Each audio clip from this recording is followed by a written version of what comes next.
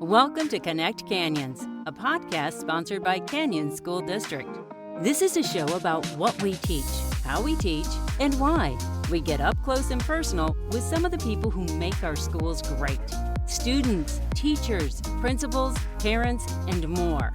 We meet national experts too. Learning is about making connections. So connect with us. As Dr. Seuss once wrote, "The more that you read, the more things you will know. The more that you learn, the more places you'll go." Here at Canyon School District, our teachers work to educate not only the mind, but also the heart. And we believe in fueling a passion for learning at a young age. Welcome to Connect Canyons. I'm your host, Frances Cook. We may be right in the middle of winter, but it's already time to start thinking about enrolling for next year, especially for our young preschool students and kindergartners. Enrolling in school always comes with questions, so today I'm joined by two experts to answer some of those questions.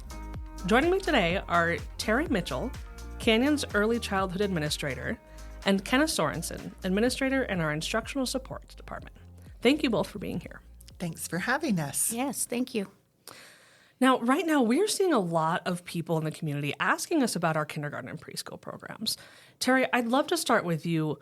Why is it important to start kids learning at such a young age, and how is Canyons different than other districts in how we approach those early years of education? It's really important for young children to participate in early learning, whether it's at home or it's at preschool or kindergarten. In preschool, we focus on social development and language development and learning how to problem solve with materials and with socially with their peers. In addition to that, we're learning about the world around them and how to negotiate and participate as a, for lack of a better word, a citizen in a classroom, right? Learning some of those basic skills. Learning how to participate in a large group setting. Learning how to participate in a small group setting at a table with an adult doing a fun activity. Learning how to play with peers and negotiate with peers over materials or social situations, right? And in Canyons, we are different than any other district in that two things, that we have all of our teachers are certified teachers who are early childhood special ed certified. And what that means is that they have training, understanding, and language development, social development, motor development, all the developments that they know and are highly trained on. Yeah. The second thing is that we focus on, in our classrooms, are what's called active learning. So in our Canyons preschools, you won't see things like worksheets, for example. So we are using hands-on materials to teach concepts, whether it's pre-literacy concepts, numeracy concepts, science, social studies, all of the things that young children should have an experience with. We focus on 58 different key developmental indicators that helps us focus and target the things that young children should learn and know before they go to kindergarten. It's more than just books and coloring paper. Oh, yeah, we are hands-on in that situation. And teachers are trained, and our paraeducators, the assistants in the classroom, are trained on how to implement that. And we focus on that every year. That's fantastic. It is. I imagine enrolling your student, especially at such a young age, is a bit like buying a house. Most people wouldn't buy a house without having seen it first, right? Getting that walkthrough, seeing the lay of the land. Kenna, what are some of the things that parents can do to learn about their children's new schools? So there's a few pieces of information that we hope most of our parents access. If you were to find your boundary school first, look that up on just the Canyons District website if you're unsure of what your boundary school is. Then go to their website. Every elementary school has on their website a kindergarten orientation tab. Within that, they walk you through what kindergarten looks like in their school. Many of them will highlight who their teachers are. They'll introduce you to their head secretary, to the principal themselves. They also will just kind of take you through some pictures of the classroom setting. You also then, hopefully, if you have notified your boundary elementary school, you will be invited to participate in a spring kindergarten open house. So that's your chance to just go directly to the school with your student and experience information for parents, but also do a walkthrough of the classrooms, meet the teachers that are currently working in kindergarten, see what their day is like. Yeah, that's really cool. You mentioned boundary schools, so of course that's where you can go to our website, you can type in your address, and it will tell you that you live in this school's boundaries. Correct. One of the really great things about Utah is that we are a school choice state, meaning families can enroll their children in any public school in the state as long as that school has capacity. What are some of the programs that Canyons offers that sets us apart? In the elementary, we have two specific programs that are jumping into my head. We have our dual language immersion programs that start in first grade in our 10 elementary schools that provide our dual immersion program. That starts in first grade, except for Midvale Elementary. That is a kindergarten DLI program. And so if you are interested and live in the Midvale boundary, you can actually join or apply to join the kindergarten Spanish DLI program. All the others start in first grade. So if you are interested in having your child participate in dual language immersion, you just need to be watching next year for the opportunity and information when the application window applies. Our DLI is a lottery program. The kids will spend half of their day in the target language and half of the day in an English-based classroom. The second program I'm thinking about is our SALTA program. This is for our gifted and talented students. And again, that application window happens November-ish each year for parents to apply for their child to be tested. If they then qualify, they then are placed at one of the two programs that we offer in our district. So those are the two that jump out to me the most. That's really cool. And I know that the DLI program also extends into into our secondary schools.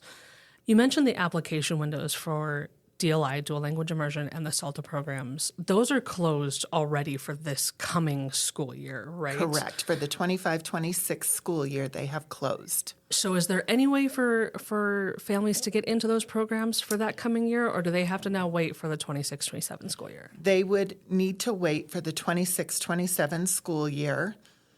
I know we have waiting lists that we will fill from those who recently applied for the dual language immersion.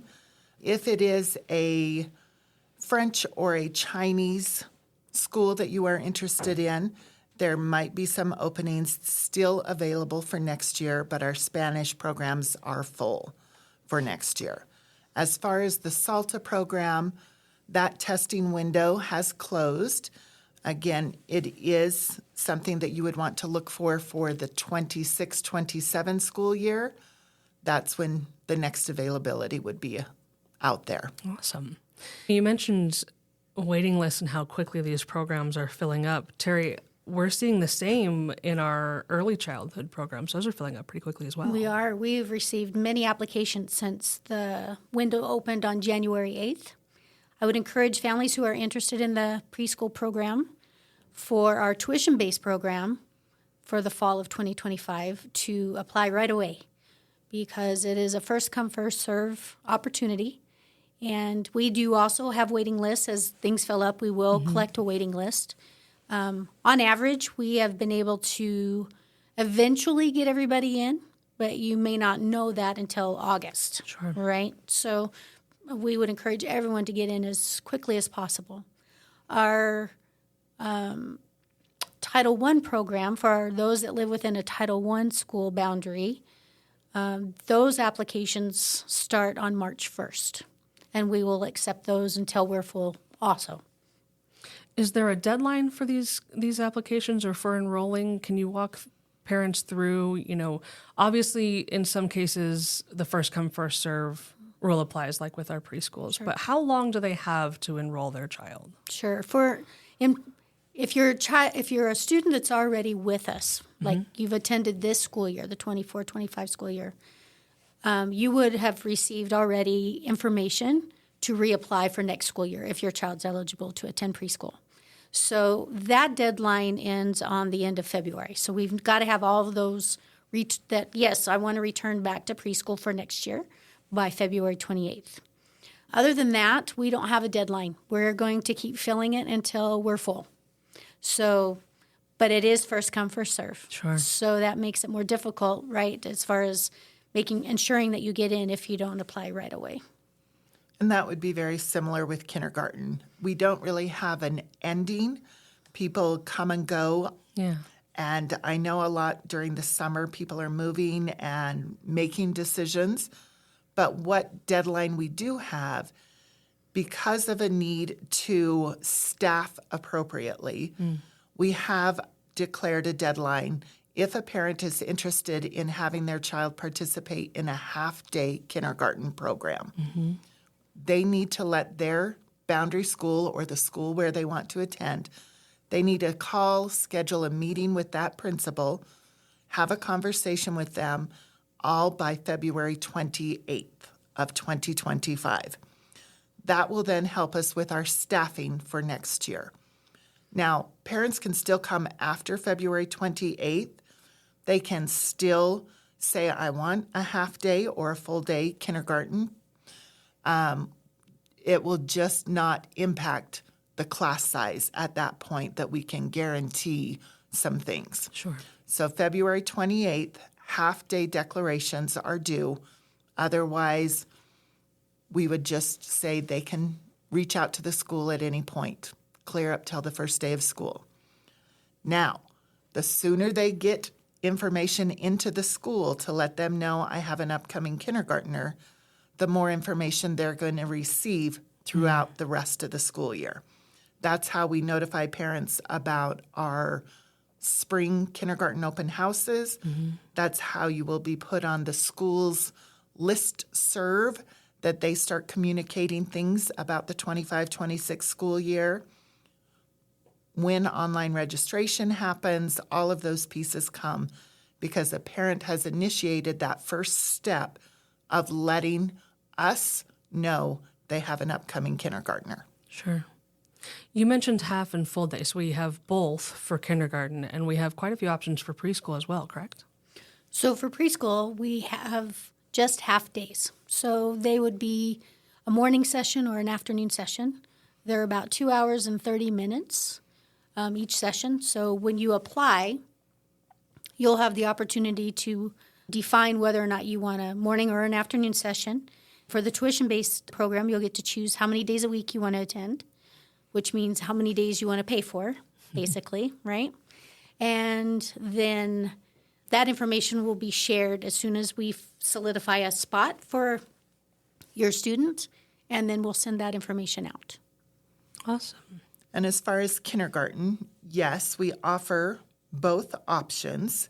So there is a little caveat. We have been doing our full-day kindergarten for many years now. 2 years ago, the state legislation provided that we could offer that free for anyone. So it is a free full-day kindergarten. But we also know that there are parents who are interested in a half day and may still want that option. So we would look at that school's daily schedule. In this meeting with the principal, you would talk about, do I want to attend in the afternoon or in the morning? You would look to see what they teach in the morning and what they teach in the afternoon to help you make your choice.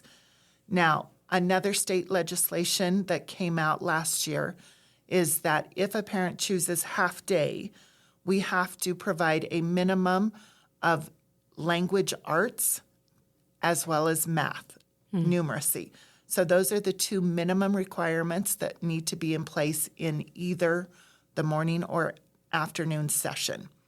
And then they can choose to sprinkle in whatever other topics. Depending on how the school schedule is currently set up. So again, that's why we feel it's very important that if that is something you are considering, you reach out to your school, schedule a meeting with your principal, learn about what the kindergarten schedule looks like, talk through what a half-day option would look like, and go from there. It's not too early. It's not too early. What are some basic tips or things that parents can do to prepare their child for school next year? You know, it takes time to get into those routines, right? How can families as a whole prepare for that first a couple years of school? So starting out preschool, one of the main things that I would encourage families to do prior to coming is spend time with them in different settings, right? So maybe going to the park, right? Go different places, go different settings. Maybe the little ones get to go spend the night with grandma or grandpa one night, right? So where they're away from mom and dad a little bit. I would also consider looking at spending time reading with your child each night, if possible, right? Just read a book. Let them read the book to you, however you want to do it, but spending time together. It's almost like pre-homework. You know what I mean? Kind of an idea where we're doing something every night together that's related to learning, right? Getting them that's in that related to routine. learning. In preschool, we won't be sending you homework other than having you read to your child, right? That's our goal. So I think just those little steps will help little ones understand that this is part of I'm growing up, and my body's growing, my mind is growing, and I'm learning lots of new things. And there's lots of ways that I can learn those new things. And I would say as we head into kindergarten, one of the things we want parents to really understand is that we recognize that kids develop at different rates. Yeah. So we're not expecting every child to come in with the exact same skill development that we would need. So some of the things that we look for and we hope parents will kind of start working on with their pre-K student is, like Terri said, we have lots of skills. Social and emotional skills. Can your student wait and listen when another person is speaking? Are they able to show concern, empathy for someone else? Can they share materials and take turns? Those are all new things for them. Are they willing to try something new? Sometimes kindergarten feels very scary to that child. So helping build their confidence, talking through what kindergarten is going to look like, what that day is going to be, is another skill. Like Terri was saying, read with your student. We would ask parents to not only read with them, but take notice of when your student is reading a book, however they're reading it, are they able to go from left to right? Is that the direction they're going? Do they turn a page the way that we would want them to turn it? Do they turn the book upside down? How are they holding it? All of those little things that seem very easy for us are big phases of development for that child. Sure. Can they write their name? Can they recognize the letters and sounds that the first letter of their name shows? Sure. Right? So those are some things. We really like to ask parents again, just kind of observe your child in relationship to other children. Where are we seeing? Can they hold scissors correctly? Can they cut? Can they hold a crayon or pencil correctly? Those little things will help kind of cue in a parent that says, oh, maybe I need to support them and teach them that skill. Sure. So those are some things. Can they count? I know that's a big one that Leanne Fisher, our kindergarten specialist, emphasizes, is when you listen to a pre-K student counting, are they skipping numbers? Are they connecting it as a one-to-one skill? I have 1 pen, 2 pen, 3 pens. Or are they just kind of giving us numbers? Yeah. So those are all some of the skills we're looking for. So kind of observing how they act on a daily basis and then opening that dialogue with them. I love that you mentioned, here's what school is going to look like. You're going to meet other kids, getting them prepared for that, but also preparing, I would imagine, it can be scary for parents too. There's a lot of not dry eyes. And I would say, though, that parents probably shouldn't be afraid that if they can't do all those things, right, Sure. that we still stand ready as Canyons. Whether it's in preschool or kindergarten, we stand ready to serve your child. We're teachers. We're going to teach them those skills. Absolutely. So we will take them at whatever level they're coming 100%. to us. And I'm sure teachers love having that dialogue as well with parents. Oh, I noticed, they're struggling with this, but they do really well with, writing their name. They've got that down packed and they can tell me every animal that starts with the letter T, All the dinosaurs. Right, every All the dinosaur. dinosaurs. Correct. What would you like parents to know about their children attending Canyon schools or enrolling in Canyon schools? I think what I would like to reassure parents is that we are here to help them and their child. I was a former elementary principal, and that first day of kindergarten is hard. Yeah. But the child doesn't know that it's hard unless they've gotten a vibe from the parent or siblings that it's going to be a big change. Yeah. So the attitude, the excitement that a parent brings to the conversation about starting kindergarten is where our kindergartners will thrive off of. Sure. And again, like you stated, we are here to help. We will do whatever we can to answer questions, get them comfortable. I know that during the open houses, that's one of the reasons we want them to go see the classrooms so that the parent feels good about it, the child kind of understands it, and then first day is much easier. Yeah. So we love your kids, we want them with us, and we really look forward to having them. Kindergarten is the best place to be. If you're having a bad day, go visit kindergarten, and it will just bring you good vibes. Or preschool, right, Or Terri? preschool. Absolutely. Makes my day every time. Anything you want to add to that?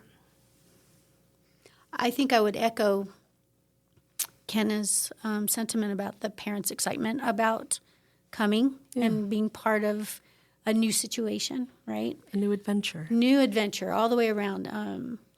Young children, they're so excited to have their backpacks. They're so excited to go pick them out, right? Mm-hmm. They're so excited that they get to see their friends at school.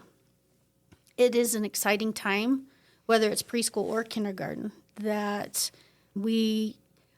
our goal, though we love your children, we love your children.